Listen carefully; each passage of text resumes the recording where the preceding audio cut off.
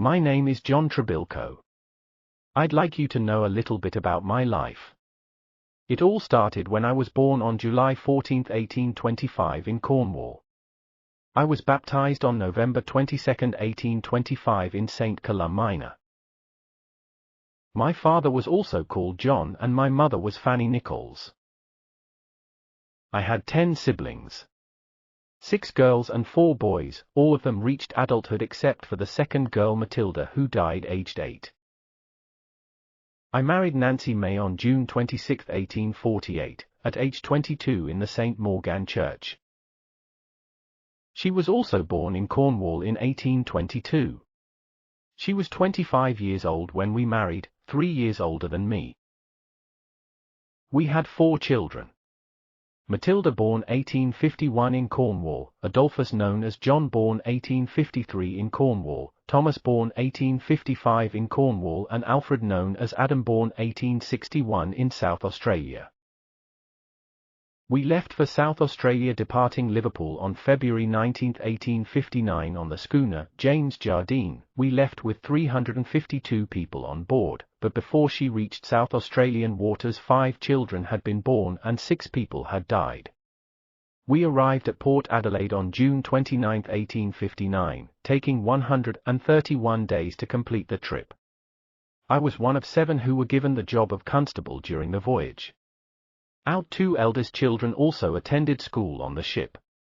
Upon arrival it was reported that the ship seemed well adapted for emigrants, being lofty between decks and well ventilated.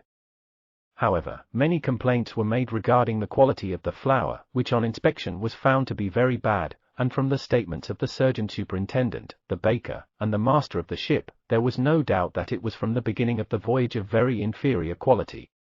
Still there were other problems. 2 young women, sisters, made a complaint against the surgeon who on one occasion called them improper names.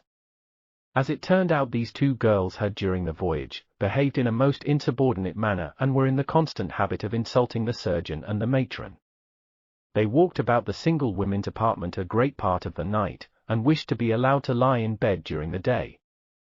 They also had constantly and intentionally interrupted the evening prayers, and shocked the ears of well-behaved girls by profane cursing and swearing. In May 1860 I leased land on the banks of the Torrens River in the village of Darley, and then in 1867 leased part of Castamble Station in the Adelaide Hills, then to Orange Vale in Montacute before finally settling in Fifth Creek. Fifth Creek would eventually become part of Montacute. I was an enthusiastic Anglican, and it was chiefly through my exertions that the little church at Montacute was built. I was a lay reader, and on occasion I conducted service in the presence of 3 governors. Advancing years compelled me to take a less active part in the church. An article in the South Australian Weekly Chronicle Saturday, May 17, 1884. St. Paul's Church Montacute, Reverend A. Hunter in the chair. The balance sheet showed that the treasurer had £30 in hand. The incumbent re-elected Mr. Charles Curnow as his warden. Mr. A. J. Trebilcock was re-elected People's Warden. Messrs. J. Trebilcock Sr., A. Trebilcock, R. Dempster, and F. Wigsell were elected sidesmen. The incumbent said there would be nothing to prevent the completion of the building before the end of the year. He thanked Mr. Trebilcock Sr. for the use of his house for services. A vote of thanks was accorded to the Reverend A. Hunter for his services during the year. In 1955 the church and hall were destroyed by the Black Sunday bushfires. The church was later rebuilt. This picture shows what was left of the hall, which was never rebuilt. The toilet block and the fire siren survived. This plate was recovered from the burnt-out ruins and it reads: In memory of John Trebilcock. Aged 88 years. A lay reader for 21 years. An article from Toilers of the Hills by E. H. Halleck 1893. About half a mile from the turn-off is Mr. John Trebilcock's. The site of his clearance was formerly a swamp, which is now intersected with fully 2 miles of underground drains, but in spite of them a considerable amount of damage has been sustained by means of washaways. The soil contained in the 10 acres varies from sandy loam to rich black alluvial. Chain pumps are erected near the house for the irrigation of vegetables, the water being distributed over the plots by means of piping and open trenches. Here was seen the best sample of peaches met within the hills districts. They had just been picked and put in cases ready for sending to the market, and a better lot could not be wished for. The trees from which they were gathered numbered 3 dozen in all, and about 1/3 of them were badly blighted. Apricots were also growing near the house, and they had done well until last season, when shot hole affected them and rendered this year's crop a comparative failure. Apples have varied considerably in the matter of crops, and all of them are comparatively young trees. Those most favored by Mr. Trebilcock include Dun Seedling, Rome Beauty, and Strawberry Pippin. Oranges and lemons have, however, done as well or better than any other trees in the orchard. The sandy soil favors them, and retains sufficient moisture without being too cold, said the owner. He also added, in reply to a question, that gold is found in every gully hereabouts, but not in payable quantities. In 1898 we celebrated our golden wedding anniversary at our son's residence in Fifth Creek. The anniversary was marked by a dinner, given to relatives, tenants, and friends, and fully 100 persons sat down to dinner, including 25 grandchildren. After a good dinner had been partaken of, and the wedding cake had been divided, the Reverend W. G. Marsh of St. Luke's Church, who presided, proposed the health of Mr. and Mrs. Trebilcock and pointed to us, the guests of honor, as a pattern for young people. They are, he added, in advanced years, but increasing age was accompanied by increasing love and respect. They were not merely rich in this world's goods but in the esteem of all who knew them, which was the highest form of wealth. He trusted that the young people present would live to have golden weddings, and in the retrospect would find as much reason for satisfaction as Mr. and Mrs. Trebilcock. They had climbed life's hill together, and were now spending a serene old age among those they loved and by whom they were beloved. When I rose to reply, I was greeted with deafening applause. From the bottom of my heart and on behalf of my wife I thank them for the cordial reception. Our hearts are full of joy and thankfulness to the Almighty for the way we had been led. Nothing too good could be said of my noble wife, who was indeed a worthy helpmate. Sir Langdon Bonithan, who was warmly applauded on rising, proposed, absent friends.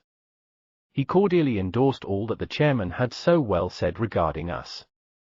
We were certainly in every respect pattern citizens.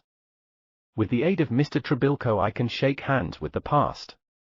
When a schoolboy in Cornwall, Mr. Trebilcock knew my great-grandfather, John Bonithan, who was born in 1755. After a hearty vote of thanks to the chairman, the proceedings closed with rounds of cheers. Our diamond anniversary occurred, in June 1908, a few days prior to Nancy's passing. There was a sad ending of our golden wedding celebrations. An exceedingly painful accident, which brought to a sudden end the festivities. After the formal proceedings had been concluded, and while the room was being cleared for dancing, a youth named John McCurley, a member of the party, left to go opossum shooting. It is not definitely known how the accident happened, but so far as can be ascertained the unfortunate young fellow had loaded the gun, when for some unknown reason, he either found it necessary to tamper with the charge or else he endeavored to put in more powder. At any rate, the gun exploded, and the charge shattered his right hand. Those present bound it up as well as possible, and he was driven with all speed to the Adelaide Hospital. On examination, Dr. Morris, who took the case in hand, found that there was no hope of saving the hand, which was at once amputated. The victim of the accident was quite a popular youth, and the residents, who were attending, were greatly shocked when they heard what had happened. On inquiries at the hospital we learned that the sufferer was doing as well as could be expected. When Lord Tennyson was governor of this state, and was in residence at Marble Hill, he and Lady Tennyson were in the habit of visiting Nancy and me. Lady Tennyson used to say that I was the image of a brother of the poet laureate, which opinion had the cordial endorsement of Lord Tennyson. There is a romance connected with the Trebilcock family. When I was a lad our family were well-to-do landowners in Cornwall. Then my father died, and my mother married a man who had been employed on the farm. These events occurred before married women had separate estates. The marriage turned out to be a great mistake. The husband converted all he could into money and disappeared. This was an advantage rather than otherwise, and we were soon again in prosperous circumstances. Some family members went out to Australia and did well in Victoria as well as in South Australia. Later my mother and her younger children followed, and later she lived with one or other of her sons in Victoria up to the time of her death in 1892. Not long afterwards news was received from a well-known legal firm in St. Columb, reporting that £900, part of the original estate, was available for distribution among the surviving members of the family, provided they could prove the death of the stepfather. Here was a stumbling block of the worst kind. He had left Cornwall 50 years before and we had heard nothing of him in the meantime. Inquiries were made, and the astounding discovery was made that he too had come to South Australia, where in the early days he was a well-known and it may be added a much-respected road contractor. There was no difficulty in proving his death as it was due to an accident which resulted in an inquest being held. The necessary legal documents were sent to England and the £900 was divided amongst the family at a time when some of its members were very wealthy, one of my sisters being the wife of a millionaire. While walking home from the city on June 20, 1911, after visiting Sir John Bonithan, I suffered a stroke. My friend William Moss Emerton found me and took me to my son Adam's home. The next day I was taken by ambulance to Mrs. Ramsay's private hospital at Norwood and I passed away on June 24, 1911 and was buried in the Montacute Cemetery along with my wife Nancy. The birth date on my headstone is incorrect. My mother kept a record of the birth dates of all her children and mine is recorded as July 14, 1825, 15 minutes before 4 in the morning. I'm so glad I got to share my story with you. Thank you for taking the time to watch this. That's it for now.